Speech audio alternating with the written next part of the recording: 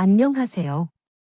저는 30대 후반에 속하는 평범한 삶을 살아가려고 하는 한 남자입니다. 아직 크게 특별한 일들이 벌어진 삶은 아니지만 노력하고 성실하게 살아온 것으로 여겨져요.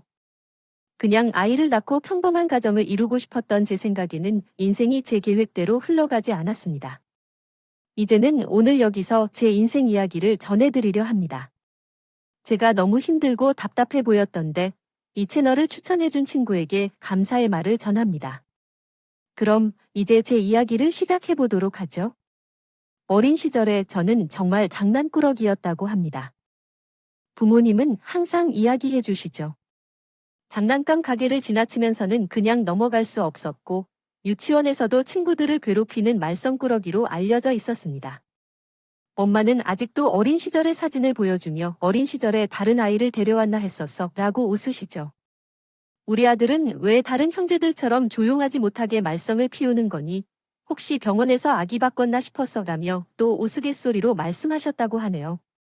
엄마는 또한 언제까지 울고 먹일 거냐? 그만 좀 해줘. 우리 아들이 삐졌어 라고 하셨던 것 같습니다. 장난꾸러기 아들이 삐지기까지 해요. 엄마의 장난에 저도 어렴풋이 기억나는 몇 가지 일들이 있어요. 특히 여자아이들에게 장난이 심했던 것 같은데 머리끈을 빼는 것은 물론이고 가지고 놀고 있던 인형들을 들고 복도를 뛰어다니면서 활개쳤던 기억도 나네요. 그때는 유치원에 오셔서 선생님과 이야기를 하셨고 장난을 심하게 쳤던 상대방의 엄마와도 이야기를 하셨죠. 왜 그렇게 장난이 심했는지 모르겠어요. 제가 좀 사춘기가 늦게 와서 덩치도 작고 목소리도 변성기가 안 와서 작다는 놀림을 좀 받았었는데 그런 스트레스를 다른 아이들에게 풀면서 나름대로 학교 생활을 잘 지탱해 나가려고 했었는지도 모르겠어요. 그때 저와 친하게 지냈던 여자친구가 한 명 있었습니다. 초등학교 4학년 그리고 6학년 때 같은 반이었던 여자아이인데 이상하게 그 친구와는 속이야기까지 하면서 친하게 지내게 됐어요. 나이에 비해 의젓하고 성숙했던 그 친구는 그때 당시에는 키가 저보다 10cm나 더 컸던 것 같아요. 제가 매일 올려다봤고 같이 있으면 주변 친구들이 누나 이모라고 놀릴 정도였으니까요. 그 친구는 제가 장난기가 심한 것도 다 알고 있지만 저를 진심으로 대해줘서 그 친구에게만큼은 장난을 치지 않았던 것 같아요. 제가 그 친구와 친하게 지냈던 것을 알게 된 엄마는 학교 앞에서 그 친구를 보게 됐고 함께 떡볶이도 사주시고 짜장면도 사주시면서 친분 관계가 지속됐으면 좋겠다고 하셨죠. 중학교에 가면서 어쩔 수 없이 다른 학교로 배정이 됐지만 그 친구와의 끈은 놓지 않았어요. 중학교 3학년이 되면서 같은 학원에 다니게 됐고 서로의 공부를 도와주게 되면서 키가 훌쩍 자라 제가 어느덧 그 친구보다 15cm나 더 커지게 됐습니다. 뭐야, 왜 이렇게 키가 커진 거야? 꼬맹이였는데, 뭐야, 남자들은 원래 이렇게 늦게 크는 거야? 너는 6학년 때 키가 아직 어떻게 그대로냐? 그 친구와 저는 중학교, 고등학교를 보낼 때도 자주 함께 했고, 학원과 독서실에 대한 정보도 교류하며 좋은 관계를 지속해 나갔습니다. 제가 갖고 있던 심한 장난기도 중학교 때부터는 거의 사라졌던 것 같아요. 나름대로 서서히 철이 들어가고 있었나 봅니다. 형은 모범생으로 좋은 대학교에 들어가게 됐고 저도 거기에 비슷하게는 들어가야 된다는 생각으로 열심히 공부했어요. 그 결과 저도 형만큼은 안 되지만 괜찮은 대학교에 들어갈 수 있었죠. 대학교 생활은 나쁘지 않았습니다. MT도 가고 다른 학기 여자들과 미팅도 하면서 즐거운 시간을 보냈고 특히 중학교 때부터 친구였던 민지와도 여전히 친하게 지냈죠. 저희 학교 축제가 있던 날 친구 민지가 놀러 오게 됐고 제 주변 선배 동기들과 자연스럽게 어울리면서 선배 한 명이 민지를 소개시켜 달라고 하더군요. 그때까지만 해도 저는 민지에 대해 친구 그 이상의 아무 감정이 없었기 때문에 자연스럽게 소개를 시켜줬어요. 그런데 민지는 이런 저를 보고 이상하게 삐진 것 같은 행동을 하더라고요. 야, 너는 내가 내 선배랑 사귀었으면 좋겠냐? 오, 진짜 그런 거야? 잘 되면 좋지 뭐. 그 선배 집안도 괜찮고 돈도 잘 쓰고 성격도 좋다고 소문났고 나름 킹카라니까 잘해봐 뭐. 알았다. 알았어. 내가 꼭 잘해서 그 선배랑 사귀어야지. 알았다. 너 근데 왜 그래? 좀 이상하다. 야, 혹시 뭐 삐졌어? 나한테 화난 거 있냐고. 친구 민지는 내 심절을 좋아하고 있었다고 하더라고요. 그 선배와 소개팅이 잘 돼서 사귀게 된 후 민지가 제게 고백하게 돼 알게 됐습니다. 그 사실을 모를 때는 전혀 그런 마음이 들지 않았는데 막상 그런 고백을 듣고 나니 왠지 민지가 좋아 보이고 아까워 보인다는 생각이 가슴 깊숙이 해서 올라오는 것 같은 느낌이 들었어요. 질투 같은 감정도 느끼게 됐고요. 그러나 이미 소개팅을 해주고 나서라 어찌할 수 없겠다고요. 한번 그렇게 사랑의 아픔을 겪은 후 나도 연애를 하게 되었습니다. 새해가 시작되고 학교에 후배가 들어오게 됐는데 나를 좋아한다며 먼저 고백을 한 귀여운 여자였어요. 민지를 잃은 후 허전한 감정이었는지 후배의 고백에 곧바로 사귀기 시작했고 우리는 꽤 오랜 시간 친구처럼 연인처럼 잘 지냈습니다. 20대 초반을 보내고 군대에 가게 되면서 자연스럽게 후배와 헤어지게 되었고 제대 후 복학하여 입사 준비에 돌입했어요. 모든 것이 나보다 뛰어났던 형은 항상 말했지. 대학교를 졸업한 후 하려 하지 말고 꼭 졸업 전에 모든 것을 이루어내야 한다고. 알겠지? 취업도 그래야 쉬운 거야. 남들보다 먼저 준비해야 살아남을 수 있어. 여자는 나중에 좋은 회사에 취직하면 더 많으니까 그런 거에 신경 쓰지 말라고. 알았어. 형의 말이 귀에 못이 박히도록 듣고 다시금 마음을 다잡아 입사 준비에 열중했고 드디어 회사에 취직하게 됐습니다. 그곳에서 내 인생을 바꿔놓는 한 선배를 만나게 됐어요. 제 사수로 만나게 된 3살 위의 선배였는데 뭔가 불만이 가득한 스타일이었어요. 아침부터 인상을 쓰고 있는 일도 많았고 가르칠 때 제게 심한 말도 서슴지 않고 했어요. 얘야, 너네 이거 모르냐? 이거 웬만한. 머리로는 다 할 수 있는데 제대로 학교는 다니고 있는 거야? 맨날 술만 먹고 노는 거 아니지? 미안합니다. 다시 한번 말씀드리겠습니다. 처음 하는 일이라서 헷갈린 것 같아요. 말로만 미안하다고 하지 말고 제대로 해라고 말을 해야지.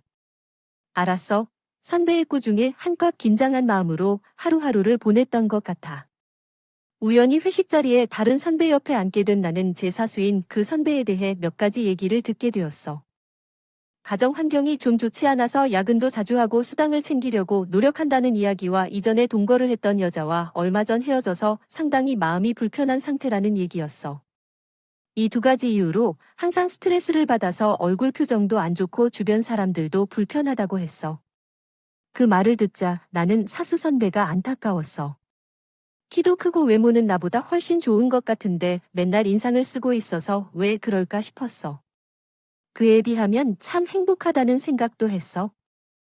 어쨌든 어마어마한 부자는 아니지만 부모님의 안정적인 후원으로 어려움 없이 살고 있고 나에게도 어려운 일이 많이 없는 상황이었으니까. 그때부터는 사수가 무슨 짜증 섞인 말을 해도 되도록이면 그 짜증에 휩쓸리지 않도록 마음을 다잡았어. 어느 날 나는 그 선배가 생일이라는 것을 알게 되었습니다. 당연히 회사가 끝나자마자 어딘가로 뛰어갈 줄 알았는데 그날도 어김없이 야근을 하는 선배를 발견했습니다. 선배, 오늘도 야근이세요? 혹시 해야 할 일이 있나요? 선배가 대답했습니다. 얼른 퇴근해. 내일 봐. 아, 저도 야근할 것이 있어요. 함께 저녁을 먹으러 갈래요? 저는 선배가 밥 먹을 사람이 필요하다며 의도적으로 야근을 한 것 같다는 생각을 했습니다. 그래서 저는 선배의 옆자리를 지켰습니다. 9시가 되어도 야근을 하고 있는 우리는 함께 식사를 하기로 했습니다. 간단하게 김치찌개를 먹자 선배가 말했습니다. 하지만 저는 오늘은 맛있는 음식을 먹고 싶어서 맥주집으로 가자고 제안했습니다. 그렇게 사무실을 나오려는데 사무실 앞에 한 여자가 서 있었습니다. 선배가 그 여자를 아는 듯이 보자마자 걸음이 멈추었습니다. 아, 아시는 분이에요? 저희의 멍한 표정에 그 여자가 다가와 말했습니다. 오랜만이야. 오빠, 오늘 생일인데 왜 이렇게 늦게 퇴근해? 나 차에서 기다렸어. 나 배고픈데 밥 좀 사줘. 지금 밥 먹으러 가는 거 아니야? 그 친근한 말투로 케이크를 든 그 여자는 배가 고프다며 말했습니다. 마음이 끌리는 선배를 대신하여 그녀에게 말했어요. 네, 지금 저희 밥 먹으러 갈 거예요. 오늘은 선배 생일이라서 어디 가려고 했는데 같이 가요? 그녀는 얼른 정말요? 그럼 될 거죠? 라고 물었어요. 저랑 오빠랑 친하게 지내는 동생이에요. 우리는 엉겁결에 3명이 모여 분위기 좋은 맥주집에서 앉게 되었어요. 그녀는 명품 백을 들고 있었고 밝은 웃음과 화려한 액세서리로 스타일리시했어요. 사람들을 밝혀주는 에너지를 뿜어냈죠. 술이 들어가며 분위기는 더욱 좋아지고 케이크에 초를 놓으며 즐거운 시간을 보냈어요. 그날 사수 선배는 좀 복잡한 모습이었어요. 좋아하면서도 어두운 감정의 변화가 보였죠. 술이 들어가면서 더 좋아진 기분이었어요. 선배는 술에 취해 엎드렸고 우리는 이야기를 하며 시간을 보냈어요. 그럼 선배님이 어떤 관계에 있는지 물어봐도 되나요? 그래요. 그냥 친한 오빠예요. 아주 친한 오빠죠. 서로를 잘 아는 오누이처럼요. 오빠가 힘들어서 위로해주러 왔어요. 그 사람은 친구가 많지 않고 가정 형편 때문에 어려워요. 아니에요. 그렇다면 저도 왔는데 챙겨주고자 한 것이었어요.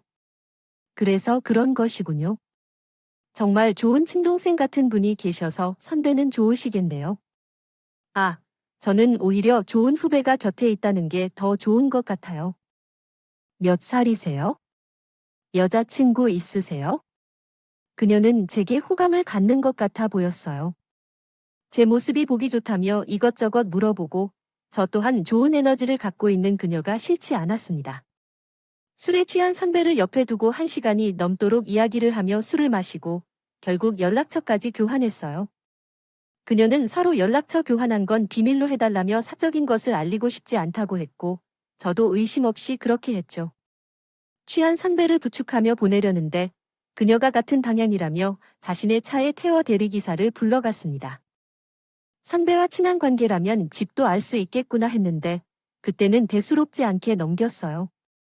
다음 날 선배는 숙취에 고통스러워하며 출근했고 제게 부끄러운 듯 고맙다는 표현을 했습니다.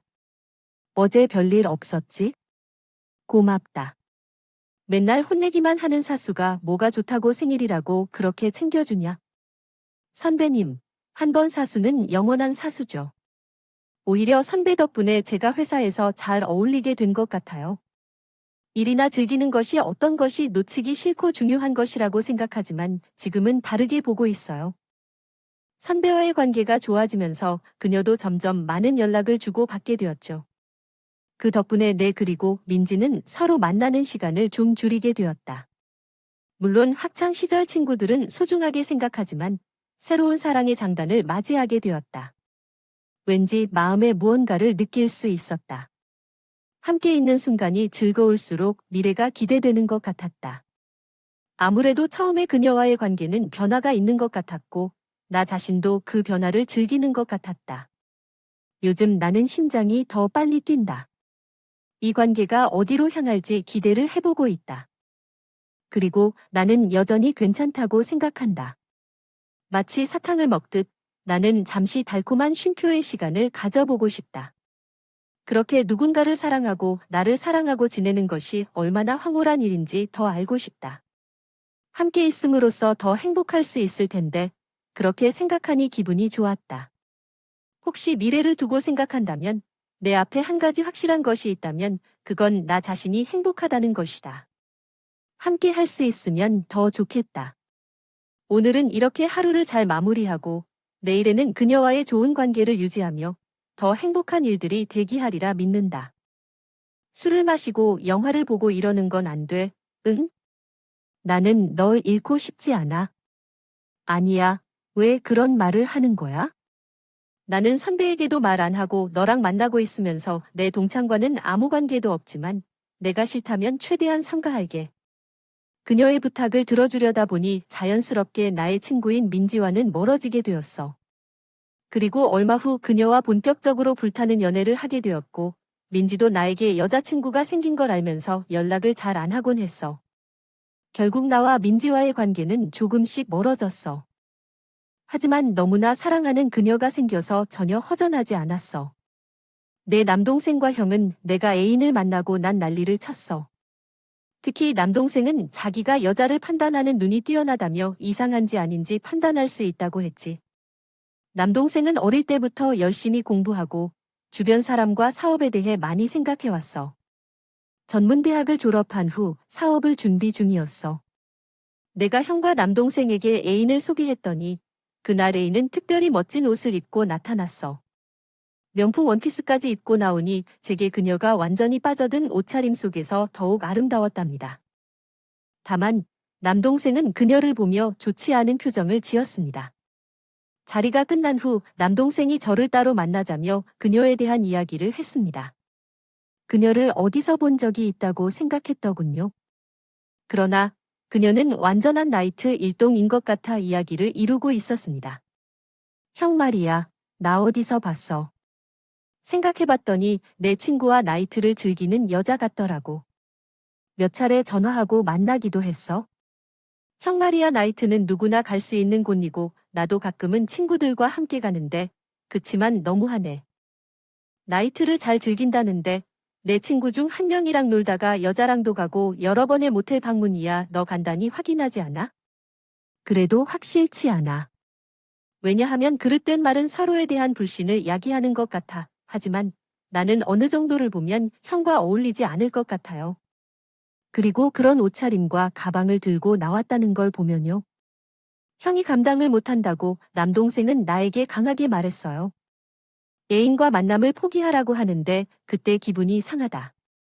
나는 그녀에게 몫이 반했기 때문에 아무것도 생각할 수 없었어요. 남동생에게 더는 그런 얘기하지 말라고 말했고 그녀와의 관계를 이어나갔다. 가끔 그녀는 일찍 자거나 연락이 닿지 않는 시간이 있었지만 나는 그녀의 말을 믿었어요. 얼마 후 결국 그녀와 결혼을 결심했다. 그녀는 밤마다 헤어지는 것이 싫다며 나에게 애통하여 결혼하자고 말했기 때문이다. 결혼을 결심한 후 그녀의 부모님을 만나러 갔다. 그녀의 부모님은 기반이 안정되어 보이기 때문에 기대했지만 그녀의 집은 예상과 다르게 작은 집이었다. 그러나 이런 외모로 사람을 판단하는 것은 예의가 아니라 생각하여 최대한 예에 바르게 행동했다. 그런데 그녀의 아버지는 나에게 많은 질문을 했다. 부모님은 어떻게 하십니까? 재단은 어떻게 처리되는지 듣기로 하면 여전히 안정적인 기반을 마련해 두셨다고 합니다. 내 어머니 저는 이 부분에 대해 잘 모르겠습니다. 그만해야 합니다. 34이 넘은 남자가 그것을 모르고 결혼을 하려고 어떻게 하지? 어떻게 나의 딸은 말입니다. 어디에서도 너무 많이 봅니다. 우리는 자산과 부동산을 약간 묶여 있습니다. 왜 부상기간 동안 말하지만 약간 자유롭고 편안한 집에서 결혼 비용 등을 지출할 수 있도록 하는 것이 좋습니다. 조금만 완화될 때 우리가 조금도 주면 안 되나요? 뭔가 그녀의 아버지가 내보다 우리 집에 대해 더 관심이 있어 보입니다. 아직 상하강을 하지 않았지만 이미 결혼에 도입되는 비용에 대해 우리 집의 부담감을 뒤집는 말을 하네요. 괴로웠어요. 그녀의 아버지의 얘기를 내가 아주 친구한테 듣지 않는다고 노력했고 최대한 그녀에 대해 좋은 얘기를 전하기 위해 애쓴 당신의 아버지와의 이야기를 나는 언급할 수 없었습니다. 그녀는 성격이 좋고 긍정적인 에너지를 주는 여자라고 나는 계속 말했고 부모님은 모두 건강하게 계시고 작은 회사에서도 열심히 일하셨다고 말했습니다. 부모님은 가능한 한 좋은 면만 이야기한 것 같아요. 제가 본 바 여러분은 나를 돌봐주시고 마음에 들었다고도 말해주셨습니다. 그러나 내 형제와 나는 다르게 생각했습니다. 내 형도 이미 동생에게 모두 이야기를 들은 상태에서 결혼을 해야 하냐는 의견을 제기했고 결혼을 한다면 제 동창생 민지와 해도 괜찮겠다고까지 말했지만 그 말을 듣고 나는 내 생의 형제들 사이에서 가장 크게 싸운 것 같아요. 우리는 주먹 싸움을 하듯 크게 다투고 난 후 나는 강제로 결혼을 진행했습니다. 결혼 소식을 제 사수 선배에게 알렸고 그것이 새카맣게 모르고 있을 것이라고 생각했습니다. 저기 선배, 난 결혼할 거야. 그래? 축하해. 어떤 여자랑? 뭐, 얼마나 만나냐고? 선배는 내가 그녀와 만난다는 것을 알 수 있는 지인인 선배였어요. 내가 결혼할 것 같다고 하자 그가 놀란 표정을 지으면서 쳐다봤어요. 잠시 동안 아무런 말도 못했죠. 그래? 둘이 결혼을 한다고?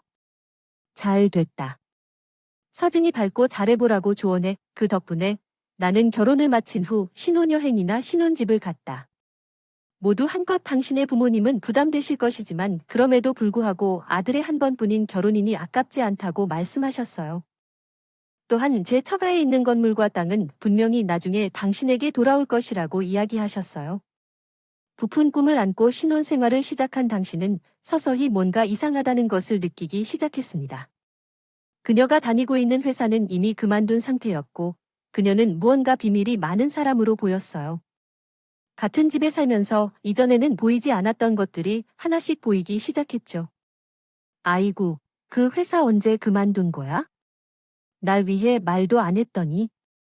아, 그거 말야. 나 사실 디자이너 되고 싶었다고 했잖아. 그래서 지금 액세서리 샵에서 디자인 배우면서 알바하고 있어. 얘기하고 싶었는데 결혼 준비 때문에 복잡해서 타이밍 놓쳤어. 미안해.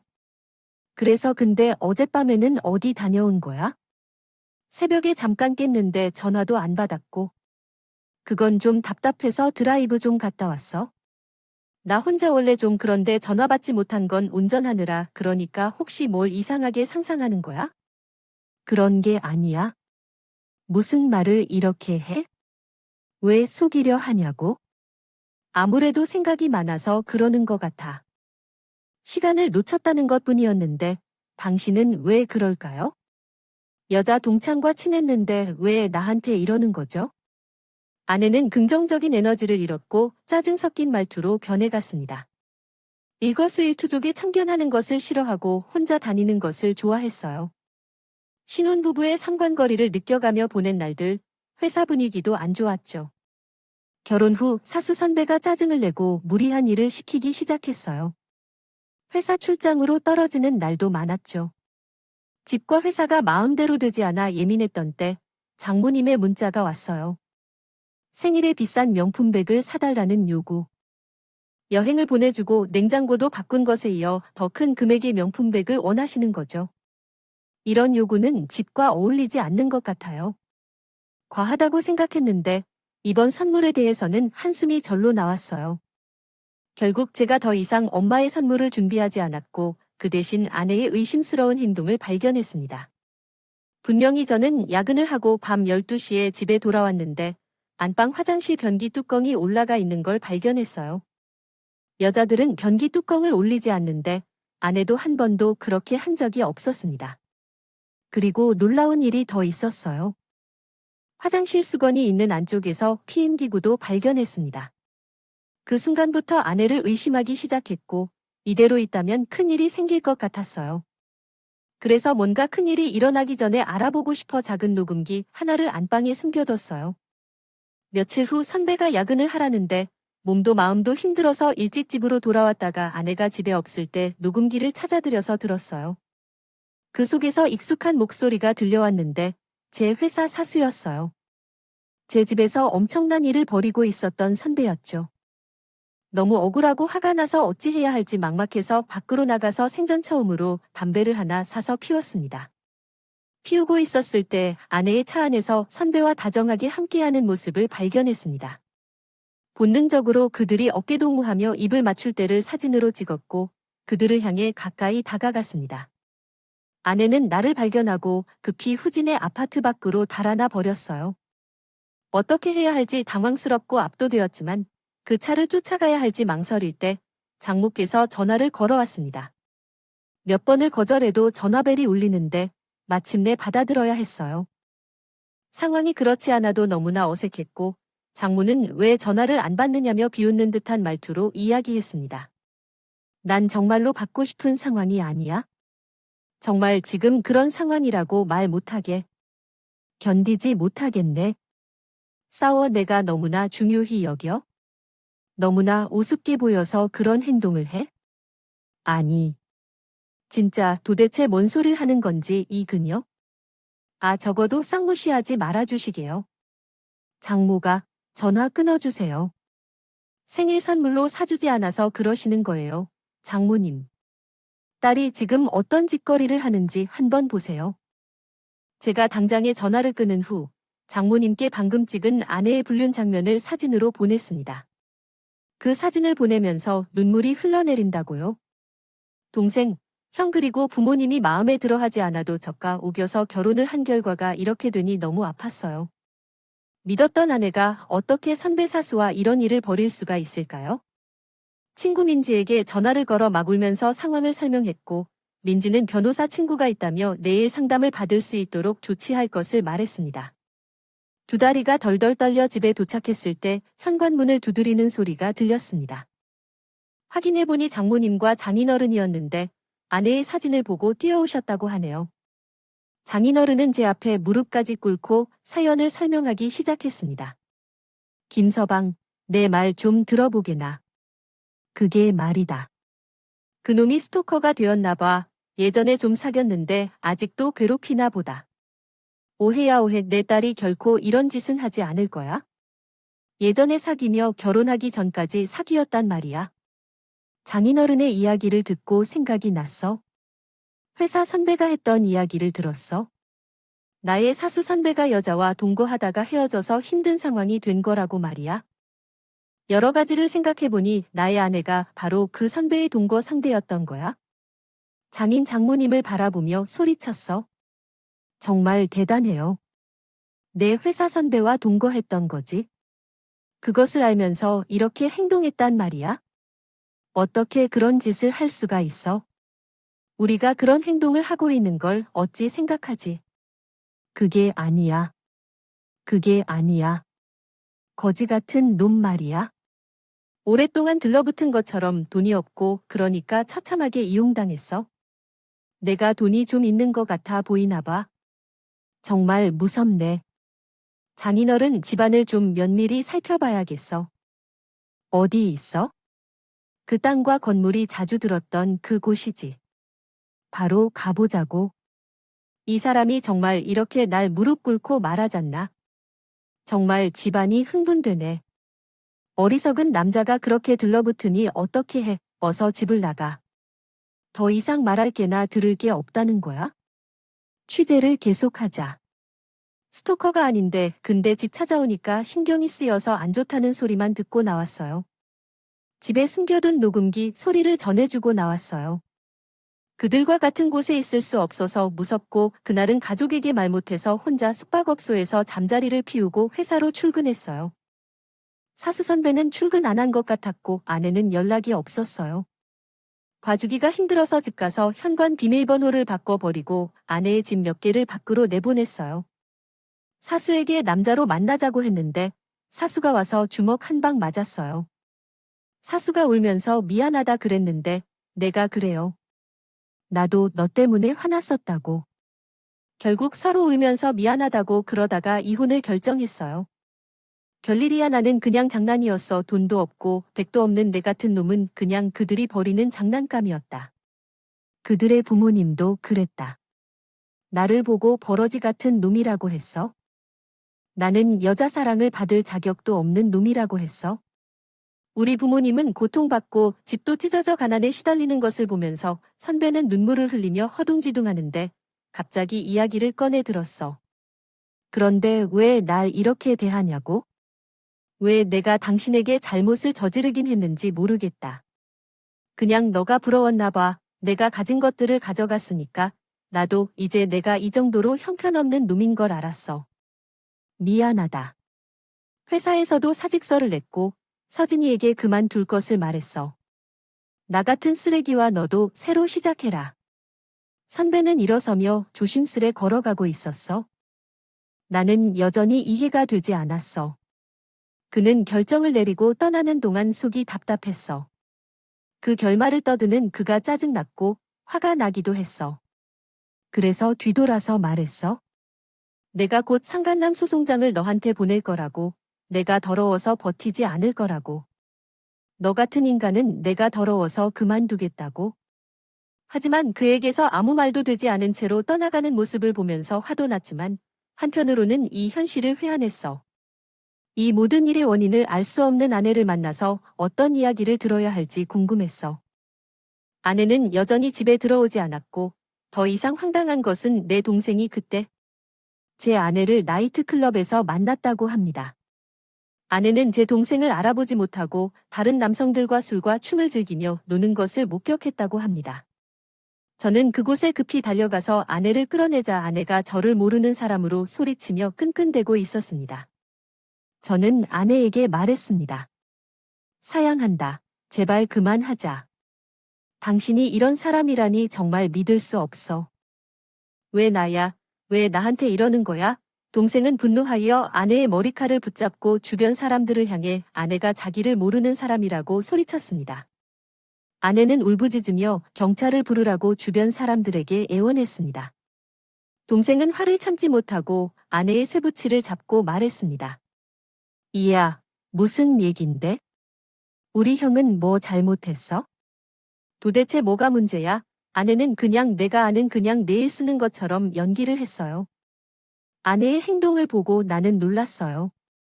몇 년을 사귀고 몇 년을 살았는데 결국 그런 사람이라니 정말 믿을 수가 없었어요. 결국 다리가 풀려서 바닥에 앉아서 충격을 받고 있었는데 동생이 나를 도와주면서 거기를 떠났어요. 집안 사정에 어울리지 않는 옷차림이나 지출 등은 마치 허황된 꿈에서 나온 것 같았어요.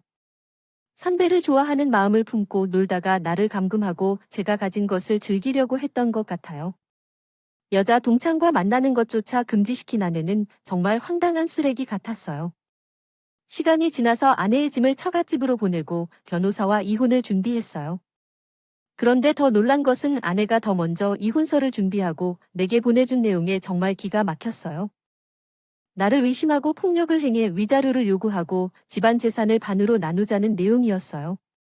결혼하면서 집부터 신혼여행까지 돈을 아예 내지 않은 그녀가 그런 말을 하는 게 정말 이해가 안 됐어요.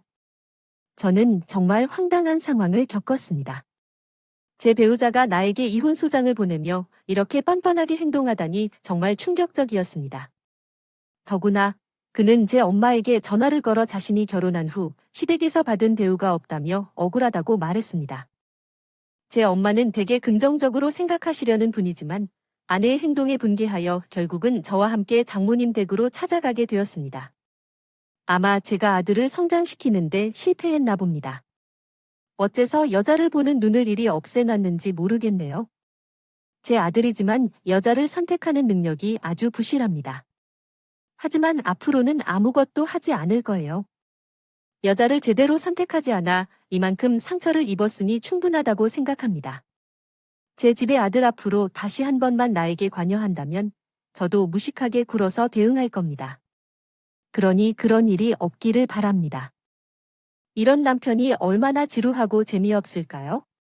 내가 그러한 얘기를 하지 않으려 했지만 정말 지루하고 재미가 없다고 합니다. 이런 상황이 어디서 나온 건지 모르겠지만 더 이상 이런 일은 없었으면 좋겠습니다. 내용: 더러운 입을 간직하지 마시고 이 순간 이후부터는 변호사를 통해 저희와의 모든 연락을 해주세요. 동네망신 당하고 싶지 않으시다면 이만 가겠습니다. 어머니께서 밖으로 나오라고 하셨어요. 그러나 자신의 분이 풀리지 않은 장인과 장모는 밖으로 나와서 저희를 붙잡고 소리를 질러대더군요. 아내의 고향은 낡은 아파트 단지였기에 바로 근처에 시장이 있어서 집에서 나와도 많은 사람들이 지나다니는 곳이었어요. 엄마를 붙잡고 말도 안 되는 소리를 짓거리며 교양 있게 행동하지 말라고 소리쳤어요. 어떻게 소리치던지 정말 눈을 떠보니 보이지 않을 정도였습니다. 일부러 큰 소리로 주변 사람들이 있는 곳에서 아내의 행동에 대해 말했어요.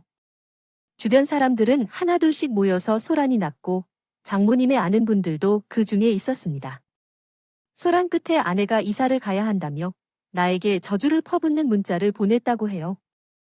제게 자신과 회사 선배에 보낸 위자료 창구도 그렇고 소문이 퍼져 망신스러운 이사를 가야 한다는 등 여러 가지가 제 탓이라고 했어요. 저는 어떤 삶을 살든 받은 만큼 돌아올 것이라며 욕을 했는데 기가 차서 말도 나오지 않았습니다. 끝났습니다.